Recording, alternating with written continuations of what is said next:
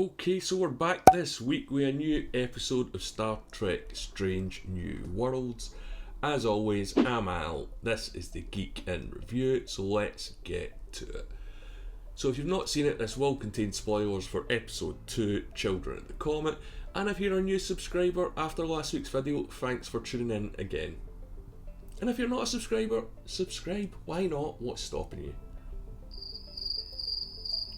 So, we open on an alien planet, or a strange new world, the title of the show. I hope this becomes a theme, I'll get to that later on in the video.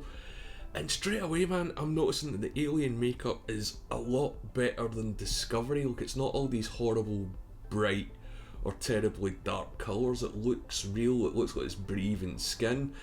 And you can see where the budget's going in this show, and the special effects are absolutely fantastic, as well as the first episode too.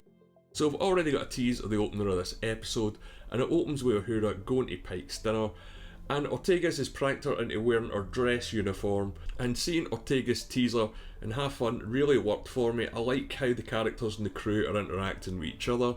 It gives us a much better sense of life in the ship without all the forced emotions that we get in Star Trek Discovery and Star Trek Picard especially. And from what we can see, Pike's dinner seems to be a regular social event. And I don't know why, I hope she gets her own episode. I don't think it's going to be in the first 5, but I want more Ortega. She's just a really interesting and so far understated character, and she's not the only one. And speaking of which, we meet the chief engineer, Hemmer, and I liked all this. Again, it was all the stuff from the trailer. I've already done a video on it, and sadly, it's all we got from him on this episode. And again, I hope he gets his own one, and I certainly hope we get to see him a bit more than we have in this one. I thought we'd get a few more scenes at least, but sadly not, and it was a pretty good back and forth between the three of them. But yeah, I thought this whole scene with the Pike's dinner was great character building for the crew. They're all sharing stories and experience, and it was good that Spock felt a little bit socially awkward, and I like that they're addressing that, because that's an aspect to the character that they've kind of neglected or not focused on so much too far since they've brought him back. But this is an Uhura episode, and we may get more backstory about her in 5 minutes than we've ever gotten before, and I wasn't too sure, if I'm honest, if I liked her in episode 1, but after this episode, I absolutely love her, and I love the actress that plays her. So her whole arc throughout this episode is she isn't sure if she's Starfleet material, and yet we do get some tragic backstory to her life, and it's very Kirkman-esque, and you know, everyone in Star Trek needs a trauma now. I know that's an argument that's out there, but it's not as thick and heavy as Star Trek Discovery or Picard. But for me, I'm still not sure how well it fitted into this episode. It did drag me out of it when I started noticing the Kirksmanisms a little bit, but they aren't really in it too much at all so far. But again, we're only 2 episodes in. So she gets a nice bit of advice from Spock, and he basically tells her, don't take up room if you're not sure you want to be here, because it's someone else's place. And hey, he's giving her the hard line, but he's right.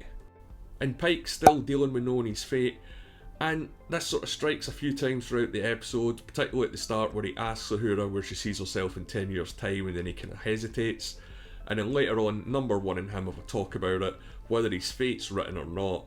And Pike, as a good way of looking at it, he's convinced himself what's happened is going to happen regardless of what he does, but he ends up saving lives, so he sees it as worthwhile, which is a good thing. But yeah, the whole speech that number 1 gave was pretty much the one that Sarah Connor or Kyle Reese gave in the Terminator film, so that was a bit of a rip-off.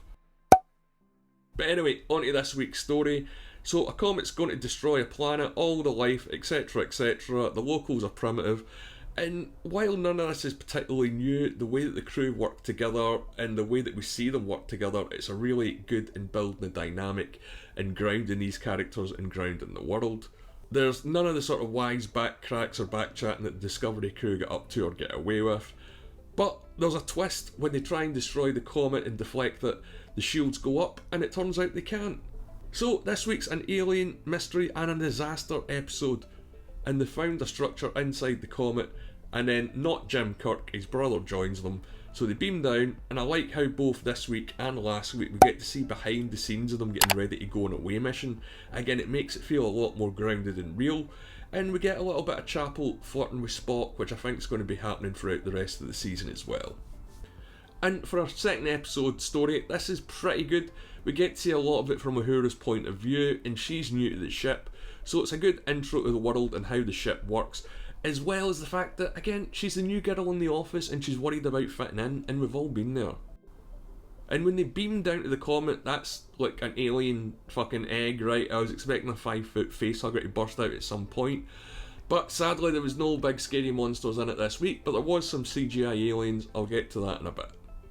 So, not James Kirk gets zapped, and this did raise a question for me. If he dies on Enterprise or on an away mission, that's going to add a pretty heavy emotional element in connection to James Kirk's character when he gets to the Enterprise. So what's going to happen with Sam? I mean, they can't really kill him off because James Kirk, and no one else mentioning this, is the same sort of road they went down with the whole bringing Picard's mother's trauma, or his trauma with his mother, into it after he's been alive for 100 years. And he didn't mention it at all the way through the Next Generation, so I hope they don't kill Sam and they create that sort of weird emotional Kurtzman-esque. But let's not dwell on that too much. But the away team can't beam out, so it's all on Uhura to get them back to the ship. So it's an alien disaster, first day at work, trial by fire, disaster episode, and there is a lot going on here. And back on the ship, they're trying to get through the Comet shields when they're suddenly attacked out of nowhere by, let's be honest, a fucking giant alien spaceship. And yeah, this kind of lost me a little bit when it was like, how did they not detect it? Maybe if they'd explained it away by saying they couldn't scan beyond the Comet, or the Comet was blocking their sensors.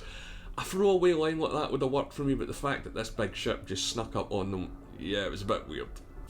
But as I mentioned a moment ago, we get some great CGI aliens in this, and it turns out that the structure inside the Comet is sacred to them.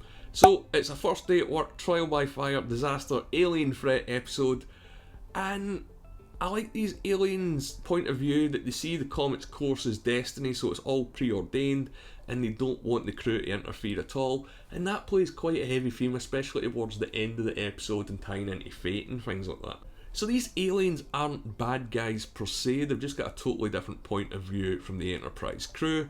It's like a holy relic for them, and they seem to have been doing this for thousands of years.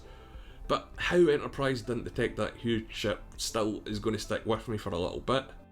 And Pike sort of finds himself in a bind because he learns, or he sort of puts together, that if the aliens find out there's an away team down there, he's going to go nuts. And then straight away you find out that they know it already, so I liked how Pike was sort of forced to show the hand that he had behind his back, and the rug was kind of pulled from under him a little bit. We get to see him do some really good captaining in this episode. But one thing that occurred to me is this whole setup with Uhura and not being sure if she wants to be on the ship is very similar to the arc that Hoshi got in Enterprise.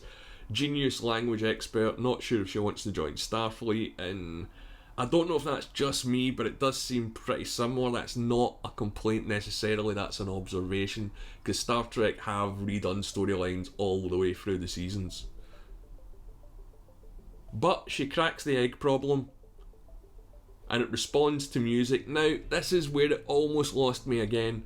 We've already had a musical number in Picard this year, and we had one in Discovery last year, and I was hoping that we weren't going to get a full-on one here, and we do. It's just sort of humming. It's not that bad, it's not particularly cheesy. It didn't take me out of the episode and ruin it. Certainly the way that one was done in Discovery Season 3 was totally over the top, but this, within the context of the episode, makes sense. But anyway, they solve the problem, Kirk's not dead, and the aliens are still pissed, and then we get a pretty good shooty space battle, and the action looks great. I love seeing the Constitution class ship getting some good action scenes, and this show, yeah, it really does look cinematic, and even the sound, the comet fragments hitting the shields were all really good and put together, and I loved the score in this episode and the first episode as well. I don't think I talked about that in my last video, but yeah, once you watch the episode, watch it again and really focus on the music and the sound, and you notice how rich and deep it is. And the shuttle scenes as well were all above par for anything that we've seen in new live action Trek. And all these scenes work because they take their time and they add to the plot. They're not just 2 or 3 seconds of quick cuts of action. And this show's beginning to make you feel the stakes here, and it makes you feel that space is dangerous, and that's not something that Star Trek does too often. It's something that they forget about. Now, I know that some people are going to say that this is all a bit Star Warsy, and to be honest, I kind of agree with you. I can't really argue too much on that, but I enjoy it and I don't care. But let me know what you think in the comments below. So the crew saves the day, and then there's an odd sort of faith element thing comes back into, as I said at the end, all about the effects of the comet and it has on the planet. I'm not going to ruin it because I think you should go and watch the episode. And it doesn't, again, feel too messy for me. And the whole message about the aliens is about not judging people, which I thought was pretty great. Back in line with classic Trek that we got again last week, and I hope these themes continue throughout the rest of the season.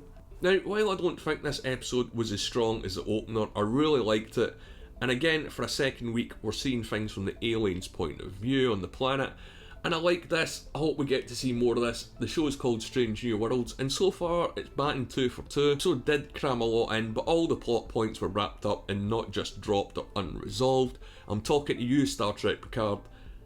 And most of it for me really worked. I was worried that, like Picard, the quality would drop after the first episode. And while, let's say, a few new Trek Kurtzmanism tropes do show up, they don't dominate or define the episode, and they certainly didn't ruin it for me. I wish we got to see more Hammer or Hamer or whatever his name is. I'm not going to pronounce it correctly, but I think that's coming. I think he's going to be a really interesting character. I hope he looks to be a bit of a sort of lovable rogue or a sort of lovable curmudgeon, and I like that. I like someone that's not going to fit in and isn't going to change to accommodate other people. Then we get more Pike and Fate stuff at the end, and Pike starts to explore the aspects of looking into the future and seeing the cadets that he's going to save, and that they're all kids. So there is this sort of weird Terminator aspect to it for me. Maybe he's going to kill them all to prevent the future. I'm just joking, of course he's not going to kill them all. But yeah, I hope they don't lean too heavy on the Pike stuff every week. But so far, so good in terms of quality for me for Star Trek Strange New Worlds. I really enjoyed episode 2, I'm looking forward to episode 3. I'm going to post a prediction video soon, so make sure you subscribe if you haven't done it already, and if you've made it this far, leave a like on the video as well. And I've got my Star Trek Picard Season 2 review coming soon as well, so make sure you don't miss it, and thanks for watching.